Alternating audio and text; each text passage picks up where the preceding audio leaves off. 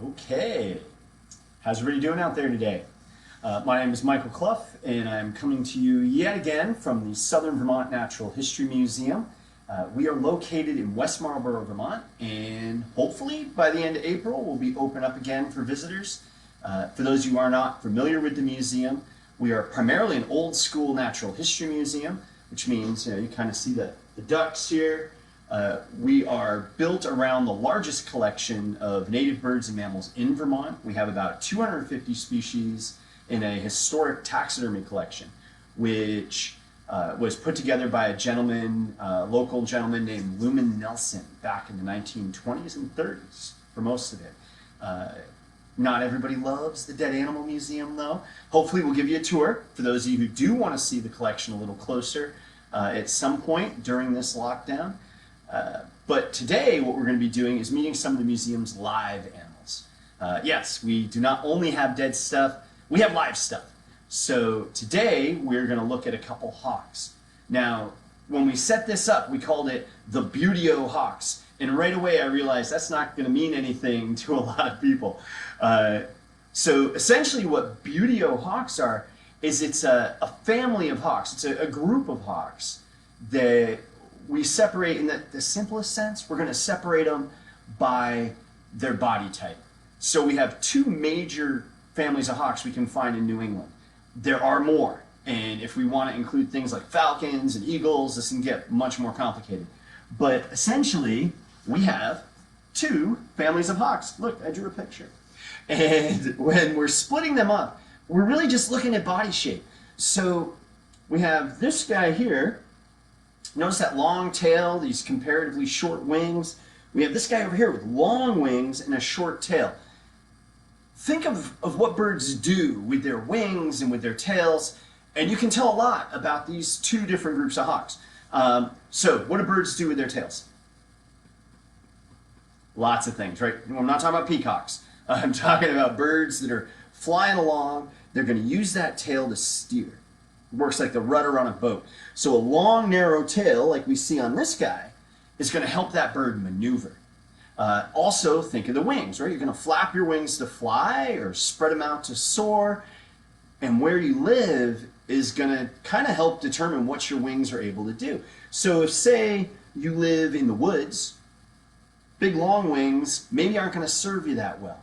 So our two family of hawks that I've kind of drawn sort of pictures of here are the accipiters, or the forest hawks. Short wings, cutting through the woods, bobbing and weaving. Long, narrow tails helps them maneuver through the forest and actually catch other birds. That's a big part of their diet.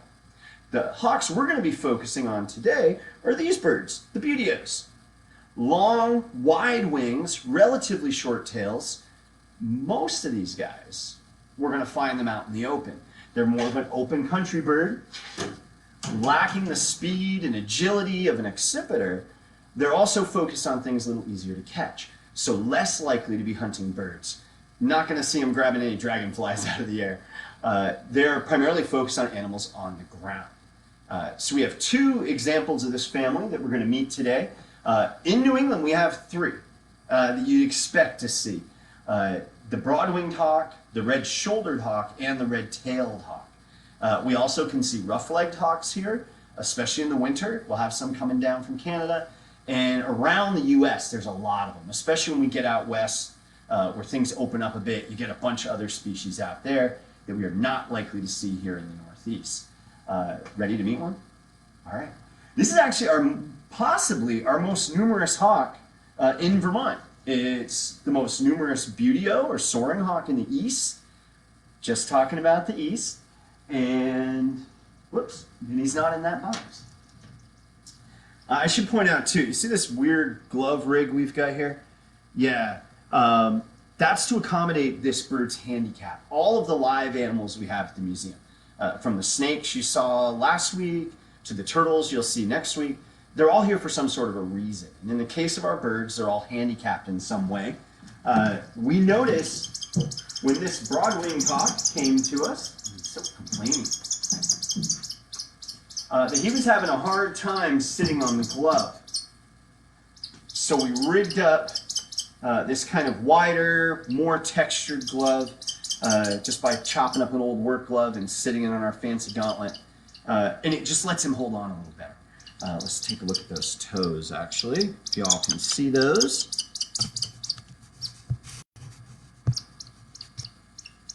Yeah, there they are. You'll notice he is missing some toes. A broad-winged hawkfoot should look like that.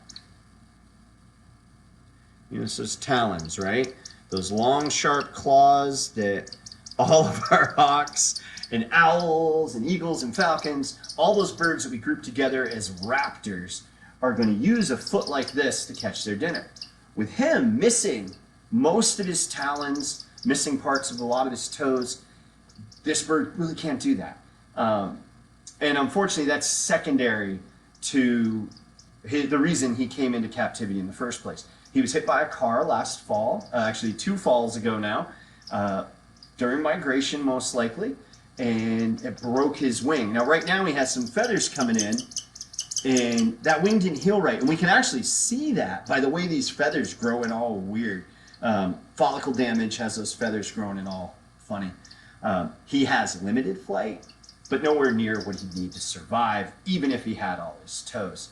So broad-winged hawks, I mentioned, very common in the Northeast, but probably not familiar to most of us. See, these birds break some of those buteo norms I mentioned earlier. He does have pretty wide wings. Want to show me your wings, dude? He has a wide tail, though it's actually fairly long for his body size for this family of hawks. And he's going to be spending most of his time in the woods. So very soon, broad-winged hawks are going to be showing up, probably in your backyard, and they're going to be out flying around through the forests where we are less likely to see them. Actually, in the spring, a great place to spot them. If you're interested in vernal pools, you all know vernal pools? Yeah, we're talking about the place where the wood frogs and the spotted salamanders breed every spring. One of the first places to see amphibians, actually, in the early spring. As broad-winged hawks are returning from migration, wait for it, bam, yeah, best part. They're looking for that type of thing to eat. These birds spend a lot of time hunting amphibians, yeah. And so when they hear those wood frogs calling through the woods, that's like a dinner bell for them. And they'll truck right into those vernal pools. They'll hang out there looking for something to eat. Like other buteos, broadwings are focused on things on the ground when it comes to their meals. And that often is going to be rodents, which is kind of the norm for the family. But again, they eat a lot of amphibians. They eat a lot of insects. And most of their hunting will be sitting on a perch, just kind of looking around for something to eat. They'll spot it, and they'll glide down through the woods and catch whatever it is they're after. Now, I'm trying to keep up here, watching to see if y'all have any questions. A lot of people saying hi. Hi, everybody. Hi, Colleen and Emma. So feel free to fire away with questions as we get going along. And I'll continue to just blab along for about half an hour or so. So a broad-winged hawk, aside from being pretty common, yet not commonly seen, they do have a big claim to fame. Any of you folks that have ever been out to a hawk watch, now maybe that's Hawk Mountain, Pennsylvania, maybe that's here in southern Vermont. Putney Mountain is a great place to go and check out migrating birds. And that's really where the broadwing gets their celebrity, I guess, in the bird nerd fields. They are serious about flying south. Yeah, around here, right around mid-September, you're going to see this huge peak in broad-winged hawks just taking off. They're getting out of here. They'll gather up into big groups as they migrate.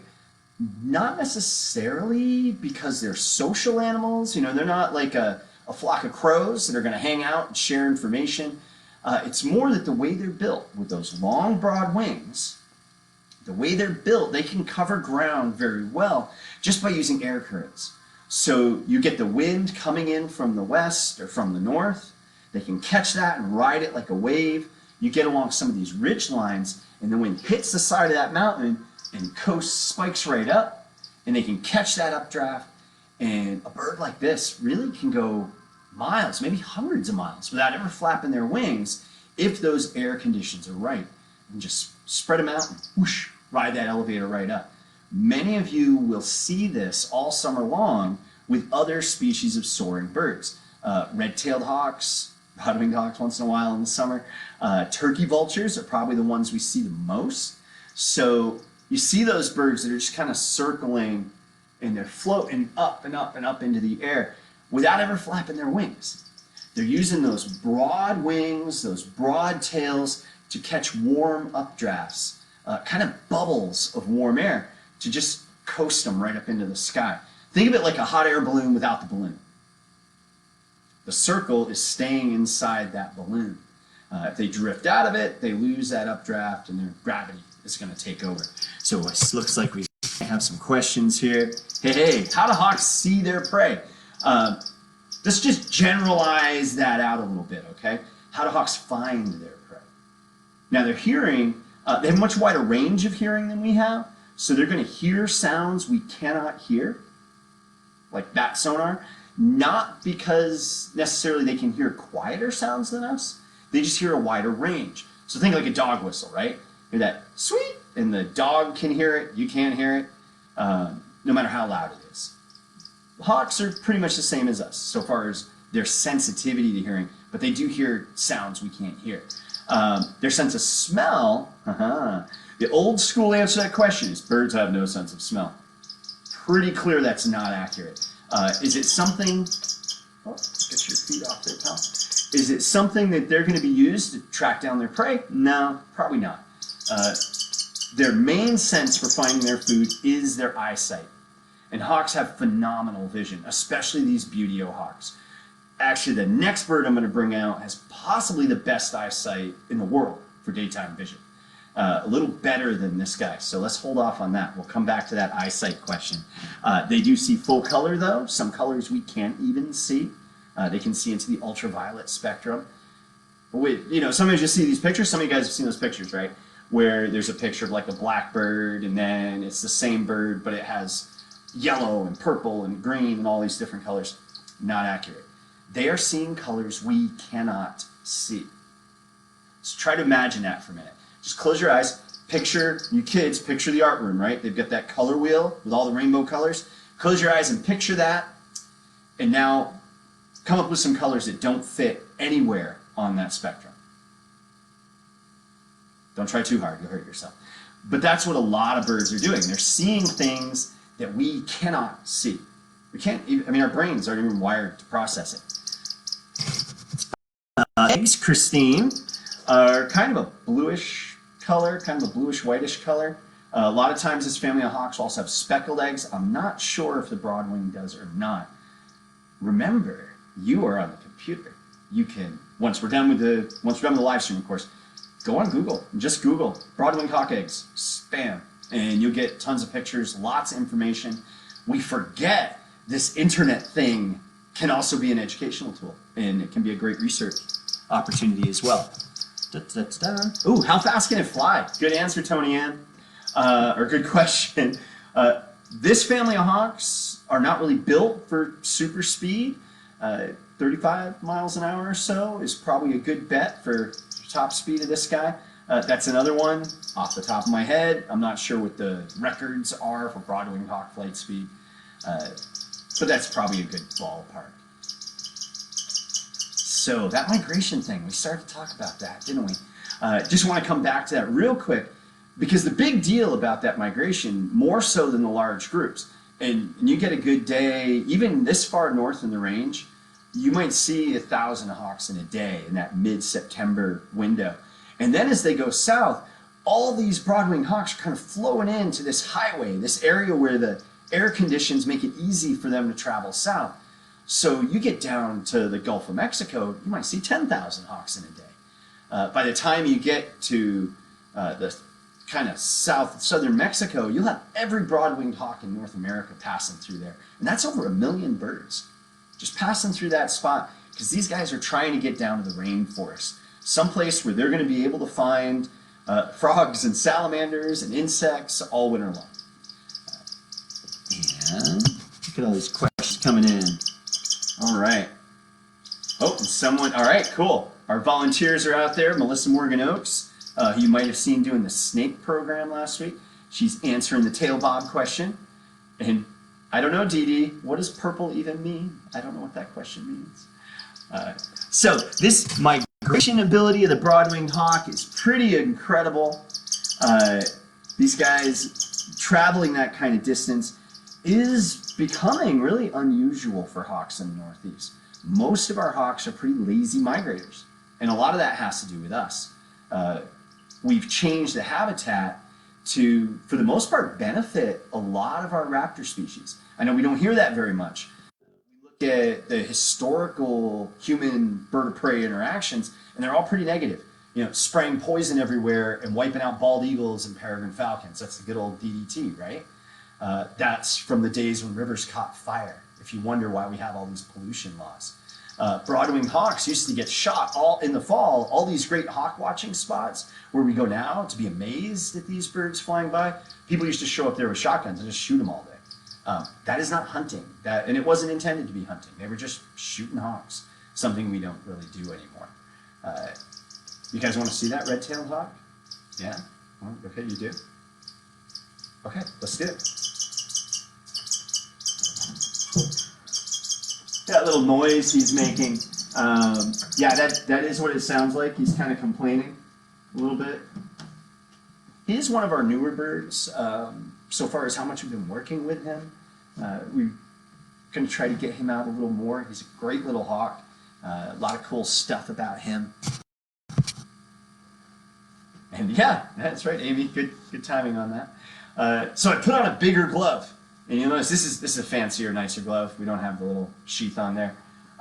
This bird's feet work great. This is a red-tailed hawk we're about to meet.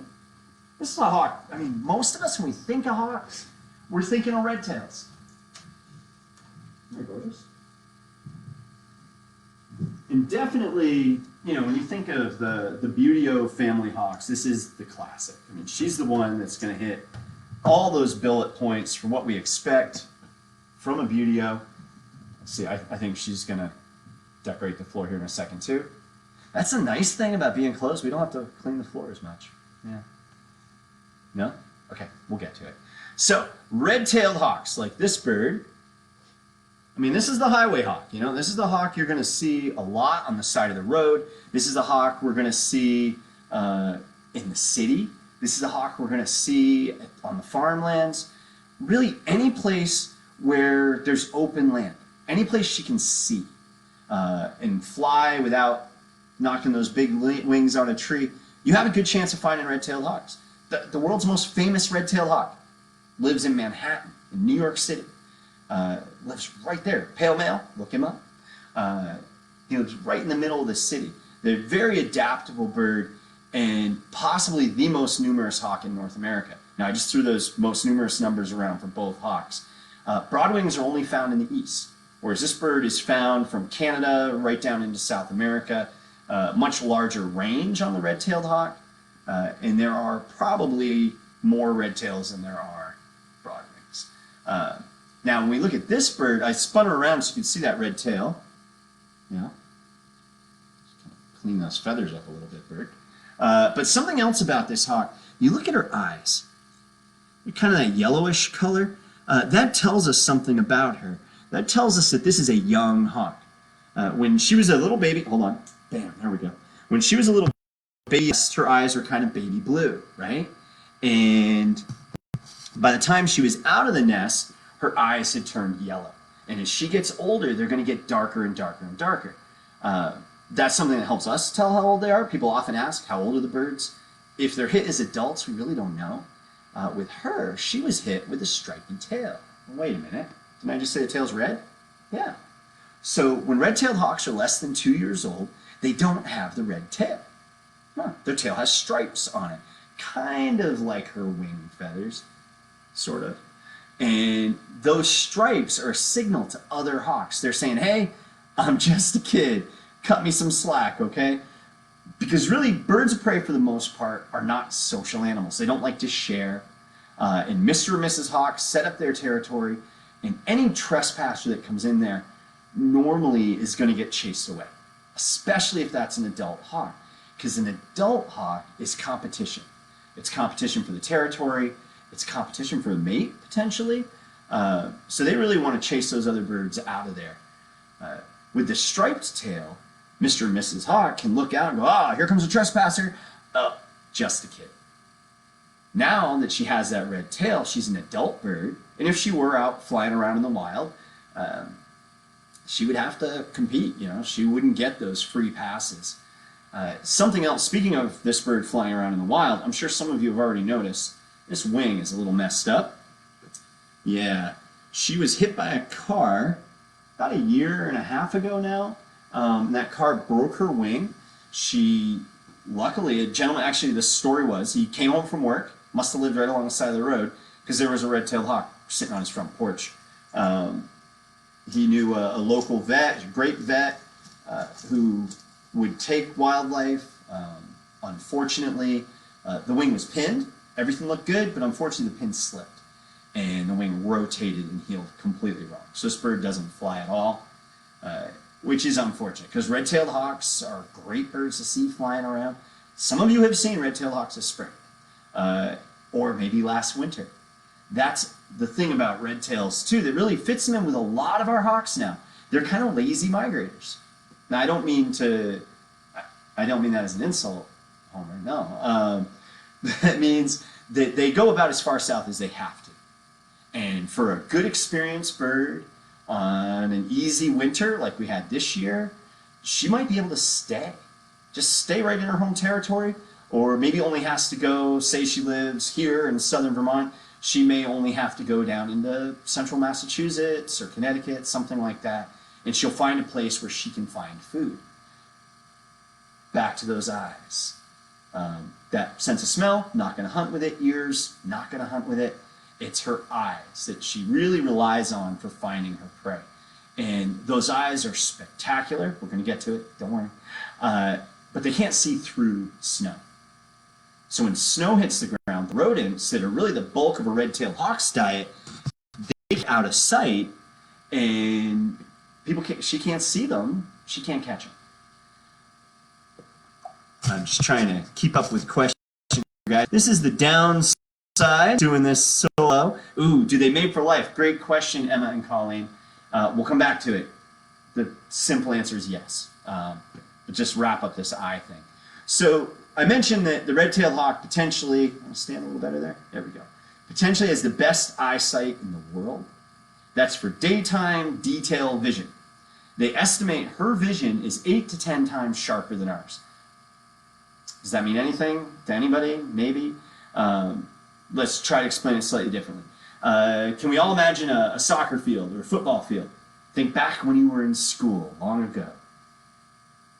And there was that soccer field behind the elementary school, let's say.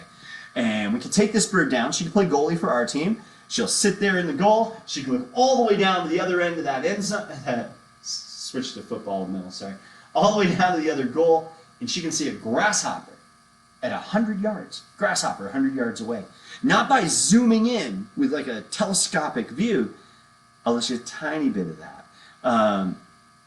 But by seeing more detail than we can see. She has super high def vision. Yeah. 8 to 10 times our detail. If you think of a digital camera, 8 to 10 times the megapixels. Think about that for a second. That's pretty incredible eyesight. And we could really geek out about hawkeyes for a long time. They have 3 focus points in their field of view, potentially an entire horizon in sharp focus. We have that straight ahead focus, just like the owls we met last week. She also focuses out to either side. So right now, she's looking at, well, she's not, well, now she could be looking at my hand and looking at the wall over there and looking at this, looking at 3 things at once. It's incredible. The mate for life question was a good one. And, the simple answer is yes, they mate for life. But the more realistic answer is they mate for life like we do. It doesn't always work out. And if something happens to one of them, they'll most likely find a new mate. There has been a fair amount of documentation, especially with captive birds, of what can only be described as mourning when a mate dies. A period of time where the animal maybe doesn't eat or is very listless, its behavior isn't the same. And out in the wild, you kind of assume some of that probably happens as well. But typically, what you expect is the 2 birds meet, Mr. Hawk has set up his territory. He thinks it's pretty good. He's showing off for the girls, doing all kinds of dramatic flights, catching food for her. She's checking it all out. Well, man, that's not where I'd put the nest. We're going to put it over here. Eventually, that courtship works out. They mate, they lay eggs, they raise their first batch of kids. At the end of the summer, everybody goes their separate ways. The hawks will take separate migrations, and then the parents anyway will go separate on their migrations. The following spring, they'll come back to the same territory. They'll go through that courtship all over again, and they'll raise another family. Usually, something happens to one of them, they'll find somebody else. But that's kind of the more long version of do they mate for life. I can get some more questions. Mel, you are all over these questions. Okay, how long is the wingspan? Tony Ann, the wingspan on a red-tailed hawk is generally somewhere around 4 feet. For her, look at that one wing that spreads all the way out and double it. Isn't that cool? You notice too how light it is, and she has kind of that crescent at her wrist. I'm going to show them that crescent, sweetie. No? Okay.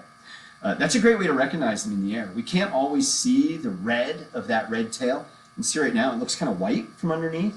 So if that bird's up high in the sky, it's not going to look like it has a red tail. Unless the sun is coming right through that tail and look kind of pink. Another thing to look for is this belly band of spots. And red-tailed hawks have a lot of variety within that. Right at the exit down here in Brattleboro, Vermont, there's a blonde red-tail who's much lighter on her head and her back than this hawk is. And then there's another one who's like chocolate brown. Its whole head is dark, and dark, dark wings, a huge belly band across there, really dense, dark spots. So it's kind of neat. You get to see really the expected range of diversity at the same highway exit. I don't know if they're together or not. So what have we left off today? My volunteers are too quick for questions. How many eggs? Thanks, Dee Dee. In general, most of your hawks are going to lay around 4 eggs. A little bit of flexibility there based on the quality of their health, other conditions, but usually you're going to expect around 4 eggs. If they get half those eggs to hatch and get out of the nest, that's very successful. And over half of the red-tailed hawks who get out of the nest don't see their first birthday. Life is hard out there for a predator. We always worry about the bunnies and the little field mice of those predators coming after them. But a bunny that can't run right, it can still feed itself. Now, maybe it can't get away from that red-tailed hawk, so it's obviously going to have some problems, but it's not going to have to worry about going hungry. Strawberries aren't going anywhere. Whereas an inexperienced hawk or an injured hawk, it can't catch its food. Its food doesn't want to be food. That rabbit's going to run away. And that's why we see this great balance with predators and their prey. When left to their own devices, we see those populations stay together.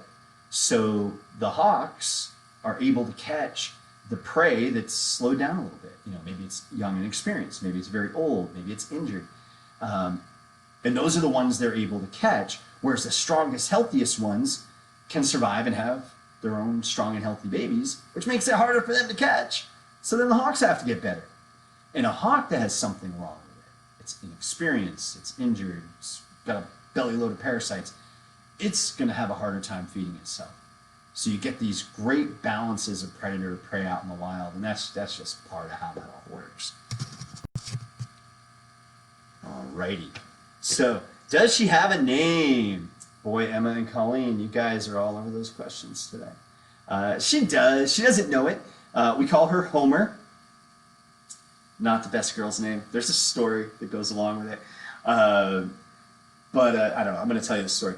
So when we first got Homer, we were told she was most likely a male. The best way to tell male for female hawks apart without getting real intimate is by weight. The girls are bigger than the boys.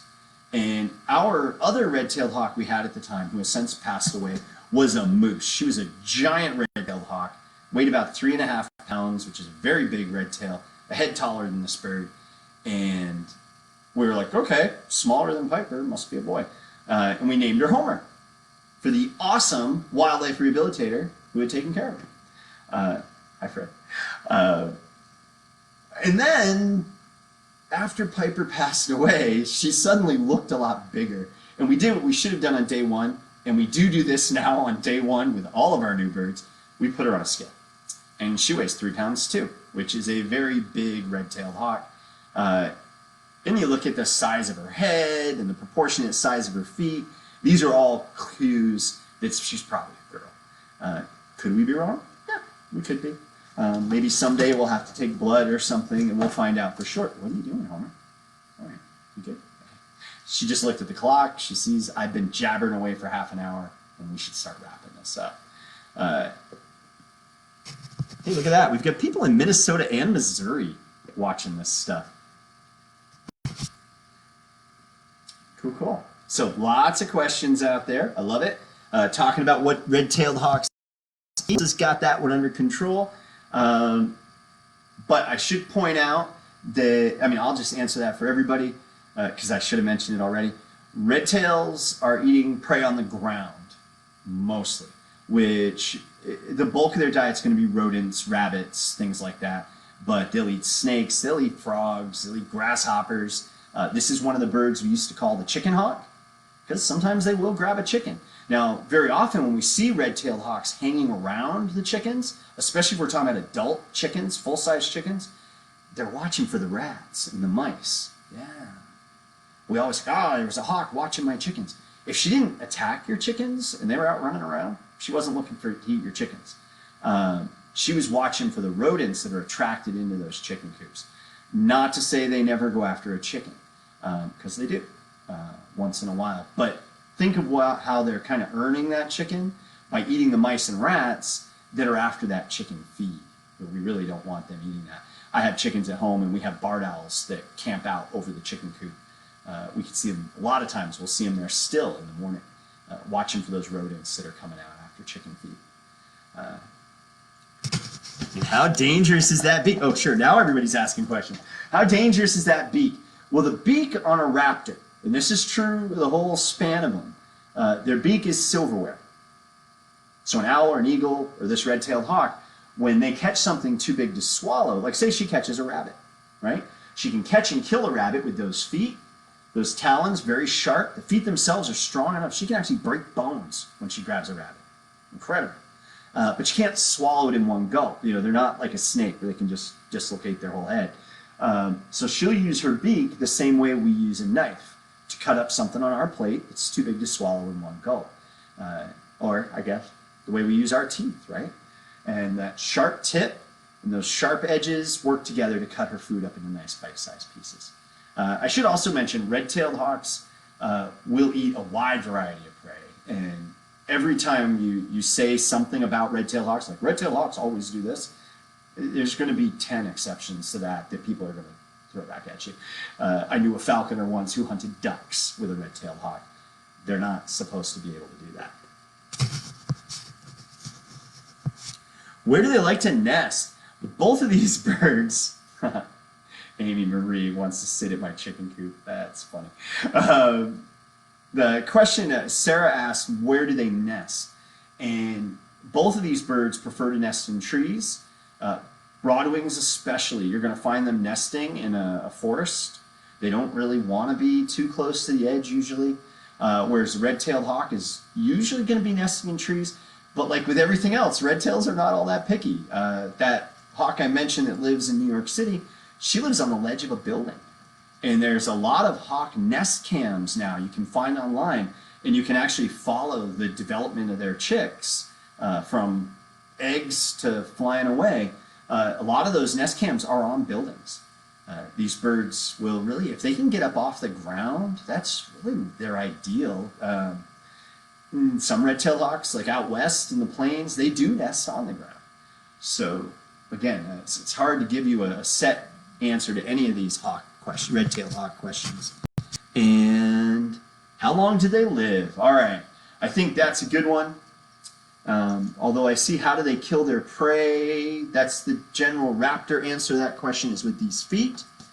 And in captivity, this bird could live into her 30s, which is 2 to 3 times longer than they ever expect them to live in the wild. Living in the wild, again, is risky. You know, it's hard. If she grabs a hold of a squirrel and that squirrel bites her on the toe, that toe doesn't work quite right anymore. It makes that next meal harder to get. And as that next meal gets harder to get, maybe now she's going to be like, all right, I'm going to go where the food's easy. I'm going to hunt along the highway.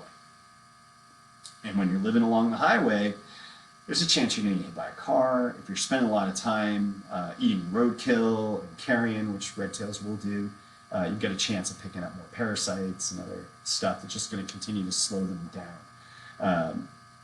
So in the wild, for a red tail to live into her teens, very successful bird. And again, most of them don't see their first birthday. Just like with the owls last week, we mentioned that the little owls don't live as long as the big ones. Same is true with the hawks. That broadwing might hit 20 years in captivity. And again, a third that or half that is a very successful bird in the wild. So I think we're going to wrap this up now, and I'm going to go in and take a look at the questions. And if the volunteers haven't got them all already, we'll continue to answer your questions online. Next week, we'll be back, and we're going to get up close to some of our turtles, give you all a high speed, well, all right, probably a slow introduction to turtles. And thank you guys very much for tuning in today. If you would like to support the museum, we do appreciate it. We normally are getting our funding from doing outreach programs. Doing this at a school or a library or a senior center or any place, all of that has stopped now. And all of our summer programming has also come to a screeching halt. Nobody knows what's going to happen with this stuff. So if you are somebody who has a couple extra dollars, you'd like to donate to the museum, we really appreciate that. It's in the description for the video, or you can go to the website and check it out. We also have a GoFundMe campaign going on. If you only want to feed the birds, find our GoFundMe as well. We should probably throw a link to that up in the comments. But again, thank you all very much. Those of you who have the opportunity, get outside. You guys who are stuck inside in more urban areas, look out your window. There's stuff going on out there. And we always think of wildlife like this incredible red-tailed hawk as being far away. Really, they could be right now. There could be a red-tailed hawk hunting that parking lot across the street from your house. There could be one circling the field down the road. They are here. And many more incredible animals are out there in your backyard just waiting to give you something to look at. So thanks again, and hopefully we'll see you guys in the spring.